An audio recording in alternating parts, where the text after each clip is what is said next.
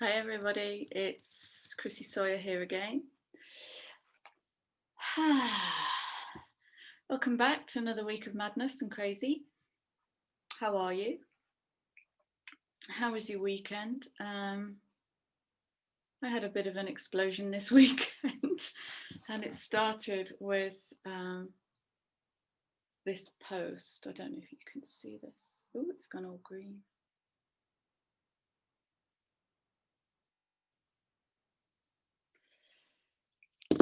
So that came onto my radar and I posted that and then just started downloading.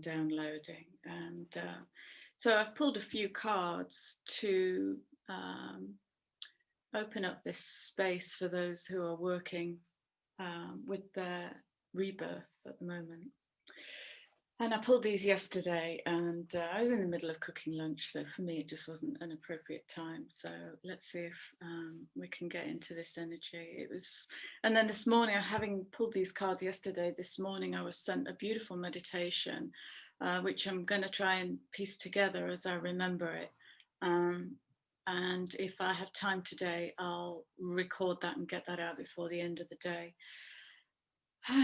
Because I think there's going to be a Venus and Mars conjunction this week.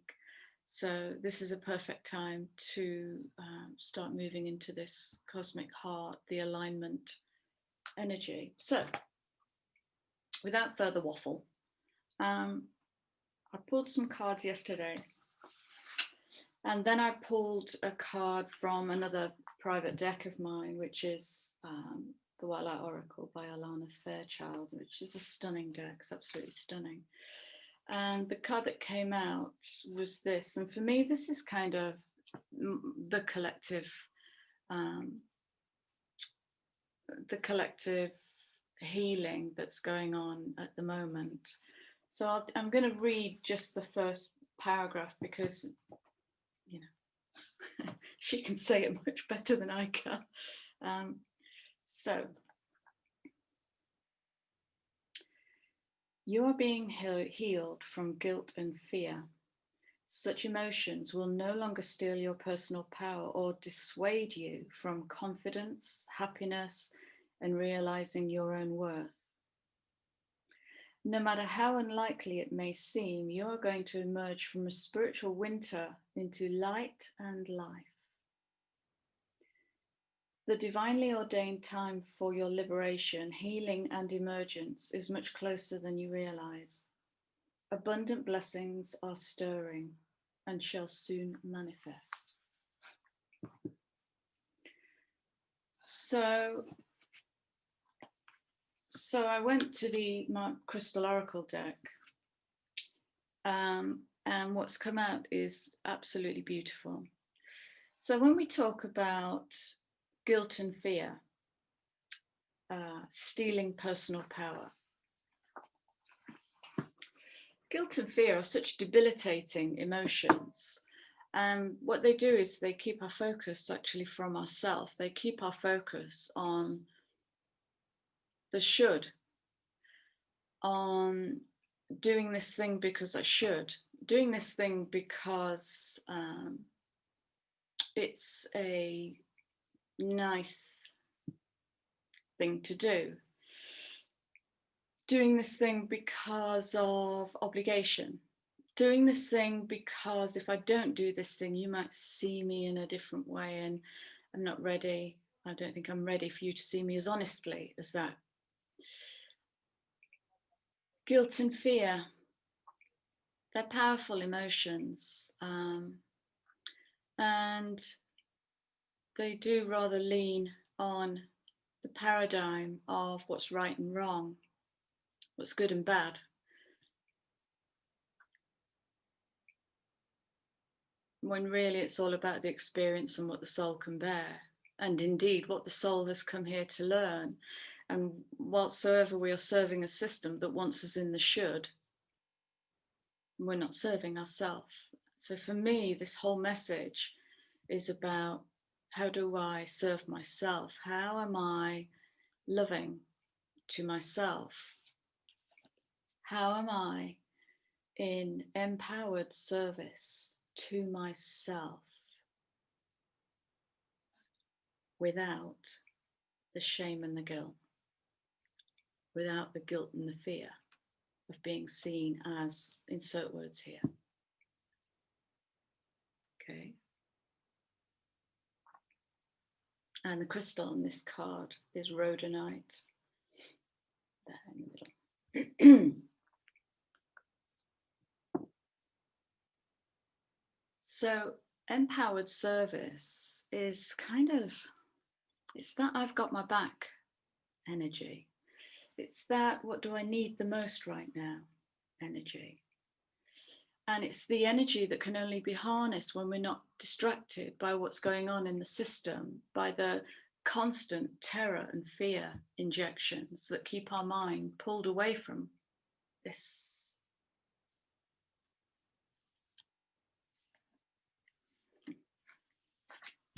I'm just shuffling. Sorry about the poor light today. It's really affecting the graininess of the image, but it is what it is.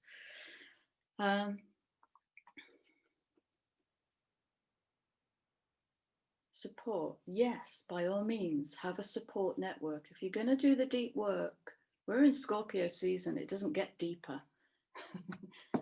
Scorpio is the deepest, just so deep. So in the middle there, we've got picture Jasper. And for me, the question would be, how am I supporting myself? Can you list 3 ways? Just let's start with 3. 3 ways that you support yourself. 3 ways that you serve yourself. Can you? Can you even go there? Because carnelian.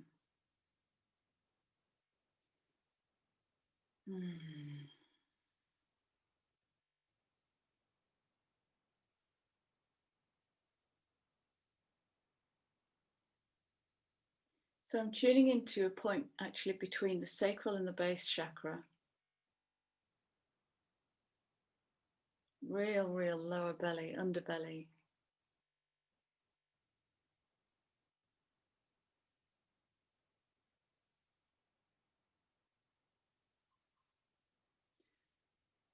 And where is the nourishment at this deep level of self? Where do we deeply nourish ourselves so that we move into a space where we just feel really held, really held by ourselves, really loved by ourselves? Where is that level of nourishment in your life? And if you can't find it in your life, are you able to put it there? Are you able to conjure it from nothing? Are you able to tune into the heart and go, what do you want? Tune into the soul and go, what do you want? Because it's our time to shine. Okay. So I can see the light coming from this really deep place within us, between the sacral and the base.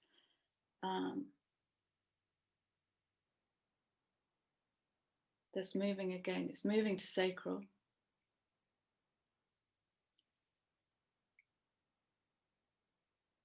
And sacral is our sensuality. That's the seat of our self-love.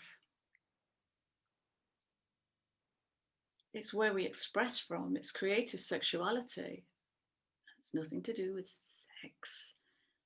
It's how we express ourselves in that really raw, visceral, sensory, deep way.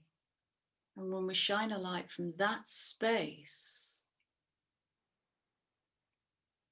rather than the center of will, solar plexus, citrine is this, yeah. Then the light we're shining in the world is pure individuality, authenticity, autonomy even. Everything the system doesn't want.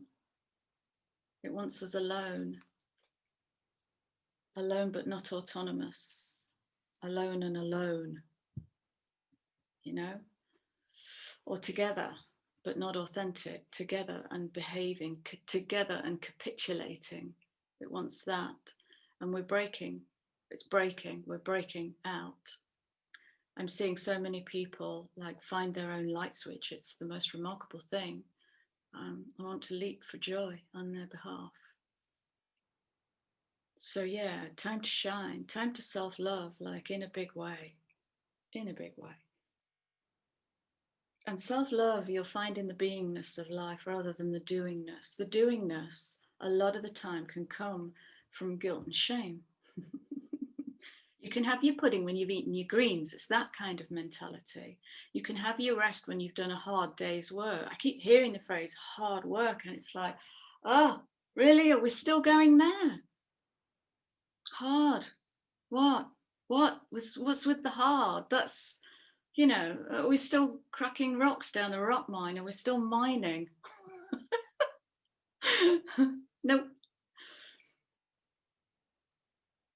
So in this energy that's with us at the moment, which is so loving. I mean, to have connected with that cosmic heart energy this weekend was so expansive. It's there for all of us.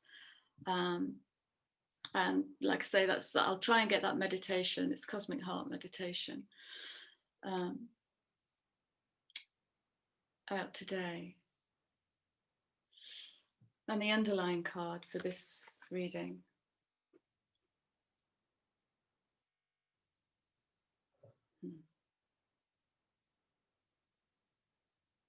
Aragonite. Got some aragonite somewhere. Don't know where it is.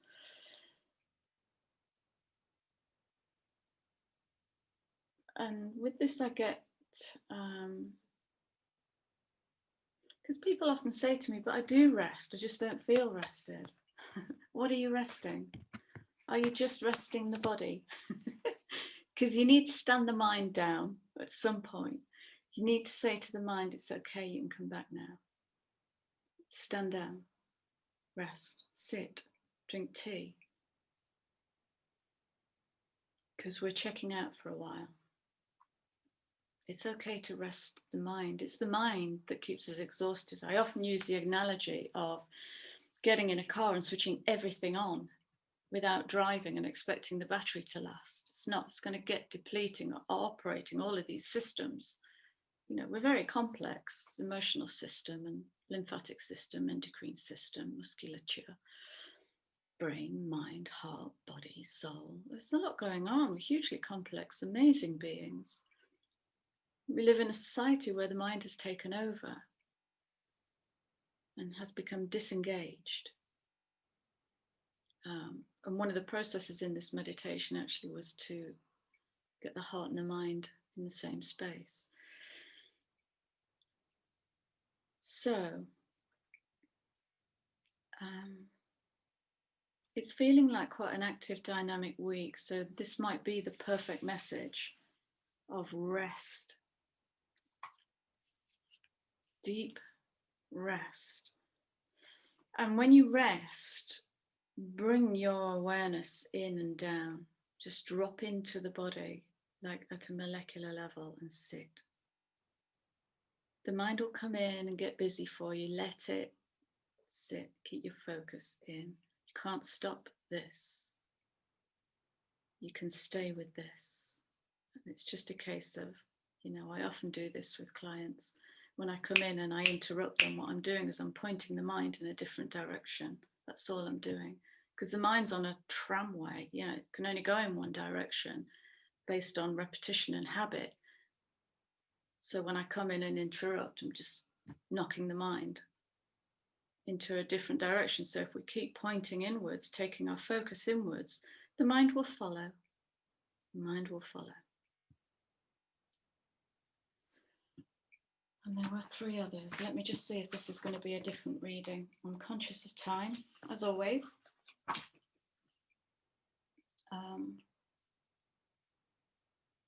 Okay, yeah, okay. So I'm using decks I don't normally use as well. I'm just noticing that. So this is the that one. It's that one. And we have 2 cards which I'm going to hold up together.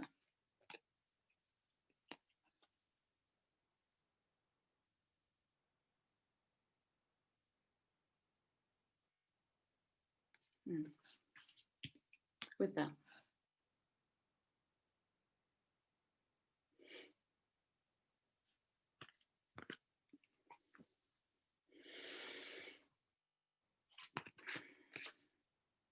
How do you know it's what you want?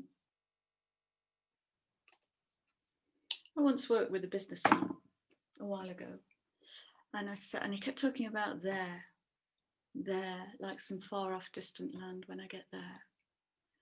And so we talked about destination addiction, which is where we put joy over there, because it's this guilt and shame. I've got to earn it. I've got to work hard, earn it, climb the mountain till my ankles break and I'm hobbling along on a stick, dragging my sorry carcass up the mountain, doing my Compostela.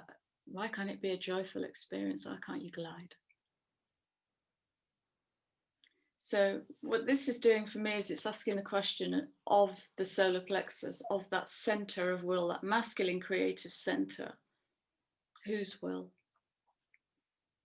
Mind, ego, material possession, how others see you, self-esteem rather than self-worth, or really walking your own path. I know it because I know it in my heart. I know it because my soul is telling me it's going to look odd in the world and you will judge me for it, but this is the path I'm taking. So check your perception. What wants this? So the thing you might be pursuing nothing at the moment. There's a lot of that energy around, just kind of this drifting energy. I'm in it and it's really breaking down something even deeper within me, like remnants of should, could, would, shoulda, coulda, woulda. It's that. There's not very much of it left and I can feel it in my belly, but that's being broken down so that I can drop into a deeper surrender and a deeper, deeper rest.